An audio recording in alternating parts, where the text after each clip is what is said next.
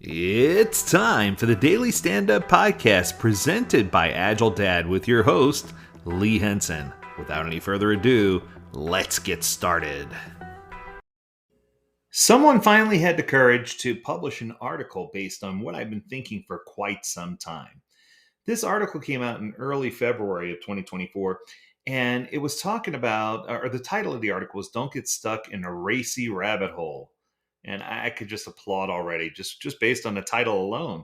How to use roles and decision rights to unlock adaptivity. Now, what I can tell you is I have said all along that the worst feeling in the world is when I approach someone in a company and I say, hey, as an agile coach, is there any way you can help me take care of this? Or can you help me follow up on this? Or is there something you could do about this? Or can you give me a hand with this? If the answer that I receive is, well, hold on a second, they pull out a little card and say, nope, for this one, I'm only consulted. Sorry, good luck with that. It drives me crazy. So the fact that someone else was talking about the racy rabbit hole really broadened my horizons, made my day, made me smile a little bit. So I thought I'd give some credence to this article and see if we can read through it and see what we come up with. So it starts out, imagine you'd like to clarify who can make a decision.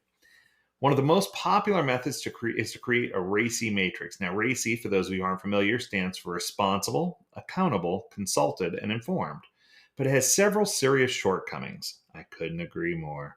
If you've ever been in a conversation about a RACI, you've likely discussed the difference between responsible and accountable.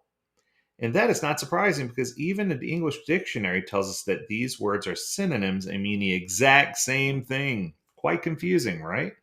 Now, I can say this. If we're talking about responsibilities versus accountabilities, responsibilities tend to cover expectations where accountabilities are commitments. So it's whether it's something expected or something committed.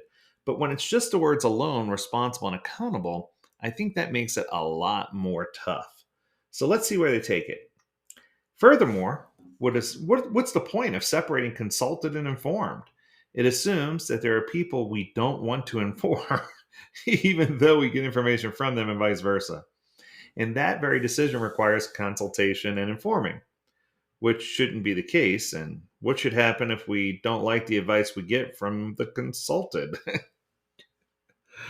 Oh my goodness. I never thought I'd read my thoughts, but this person has a front row seat in my brain. Seriously. I would also be worried if people needed to tap someone's shoulder to obtain the information they need to do their work. It's a seriously outdated information architecture.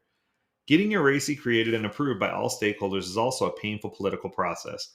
Since RACI is misused to find the single ringable neck, that's a Ken Schwaber quote.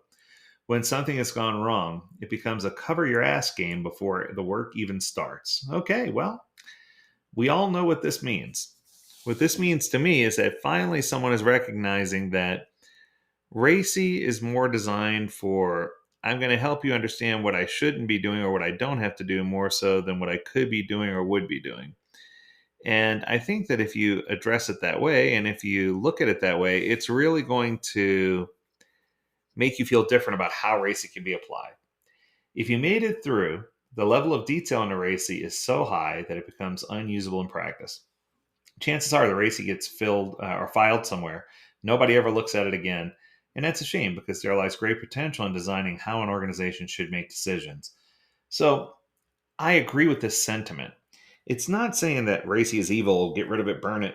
But what it is saying is that if you go take the time to create a RACI and you're not using it properly, then shame on you. But most people who create a RACI aren't using it properly. So shame on them. So what's the alternative? That's been my question forever. What is the alternative? Instead of a RACI, I recommend working with something simpler and more flexible. Roles and decision rights. Ooh, I like this. When roles and decision rights are explicit and clear, it reduces noise and confusion and increases initiative taking. I'm going to add one more. It clarifies roles and accountabilities so people know whether or not their title is mapped to the correct role. Aha. Whenever you see blockages in decision making, invite the relevant parties to discuss their roles and decision rights. By doing this, you have the power to improve collaboration across silos or matrices and empower an entire organization. Okay, here we go. He breaks it into some sections. The next section is called roles, not souls. First, let's separate the words roles from souls. A role is something separate from the person holding it. Oh, I love this person. For example, at our company, I have the roles of author, speaker, and consultant. In our family, I hold the roles of finance administrator, IT support, and cat caregiver, amongst others, all but the cat caregiver for me. These roles could, at least in theory, be transferred to and filled by other people. A role is not the same as a job title. For example, if we would unpack the job of head coach of a football team, we can uncover many different roles, ranging from being the team's physical and mental coach to being the one who talks to the media. Each role has its own purpose and decision rights that we can make explicit, and here's how to do it. Okay, let me pause there for a second. I love this breakdown. I have been so many classes, whether it's product owner, scrum master. I found myself sitting down with the students, and during the introductions, I always tell them, you can tell me your title if you want, but I want to know what you do when you go to work every day. And it's so amazing because I get people who say, well, my title is business analyst, and they spill the beans and they're not doing business analyst stuff. Or they say, I'm a scrum master. And we find out that they're more of a project manager than a scrum master, and that there's no hybrid about their role whatsoever, that they're being asked to do traditional project management responsibilities. It's just really, really interesting to see. So oftentimes my deviation or my answer is we need to separate responsibilities and accountabilities. The way that I can best explain this is if you are looking for a new job and they give you a list of all the expectations, those are responsibilities. Here are the responsibilities associated with this position, that type thing. When you go to work and you discover that those are all responsibilities associated with that title, but they're not actually what the expectations are for you to do. What you're being asked to do is your accountabilities. Here are the things that you're going to be accountable for doing. The things that if you don't do these things, you're not going to be working for this company very long. So the accountabilities tie more towards what we're actually being asked to do and how we're doing it, as opposed to the job listing and the little bullet points saying what the expectations are. I think that one gets you in the door, and the other one is actually what you execute. So if you look at it that way, I think it's a clear line of delineation, and I think it makes a lot of sense. So step one, identify the purpose. To define a role, you must start with its purpose. Write a short sentence that answers, why does this role exist? What impact does it have if it is successful? Someone reading it should immediately understand why the role exists and what value it's supposed to bring to the organization. Using the example of a head coach of a football team, holds the following roles. Transfer scout, acquiring a selection of contracted players that allows us to win. Skill developer, physically fit and skilled players through training programs. Mental coach, a productive team dynamic and mentally fit players. Game strategist, a strategy that allows us to exploit the opponent's weaknesses. Public spokesperson, an enhanced reputation by connecting with the media. I like that. That breaks it all down, right? And what this does, in case you haven't figured it out, it seems like we're starting to create a persona slash empathy map that maps really well to these titles, to these responsibilities and roles. Step two is decision rights.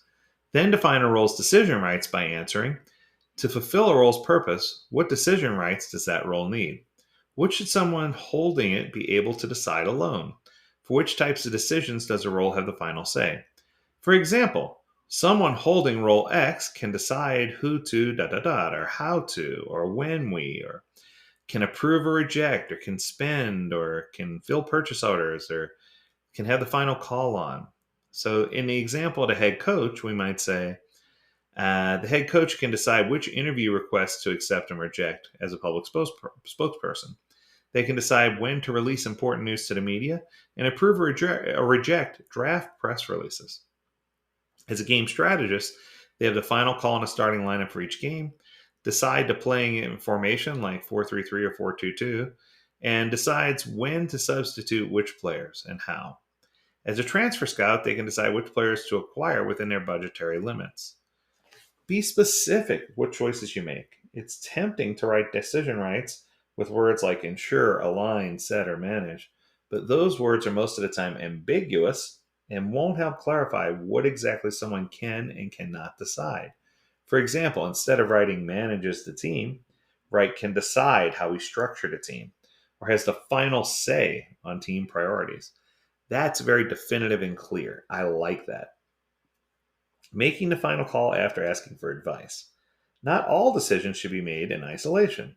Before making a decision, you can let a role ask for advice from another person, role, or team.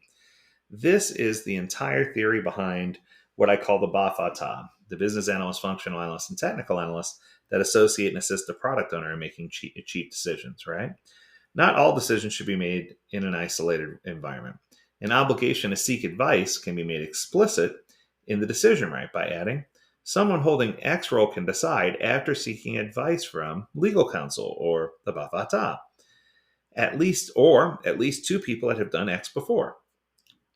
This way, it's clear what the guidelines are before a decision can be made. For example, for players that cost more than $1 million in contract, the travel scout can decide after seeking advice from the club management team regarding that player. Note that asking for advice is not the same as asking for approval. Even when a role is required to seek advice, it is up to them to use it to make the final decision. Okay, let's get to the last part here. Part 3 talks about distributing roles. So when roles are clearly defined, it opens the possibility to evaluate and divide them. For example, when a football club grows, perhaps it makes sense to hire a dedicated transfer scout that is not the head coach or an offensive coordinator. Or in case the head coach takes a more extended vacation, their roles could be temporarily picked up by other people. Moving away from a more rigid RACI model and matrices and job descriptions towards a flexible system of roles and decision rights can more effectively align individuals with suitable roles. And when people are empowered to choose roles they wish to energize or leave, they can break free from the constraints of their job titles. Some organizations have even created a marketplace of roles where people can self-nominate for roles that align with their passions and growth aspirations, fostering a dynamic and adaptable workplace. So what I can tell you is congratulations. This was a really well-written article. So Jurian Kamer, I'm going to go ahead and post a link to your article here so that everyone can get a look and everyone can get in touch with you. If you have a topic you'd like for us to discuss, or if you have an article you want us to review, feel free to reach out, learn more at agiledad.com. We would love to hear from you. As always, we encourage you to stay healthy, stay well, and stay agile, my friends. Until next time, do take care.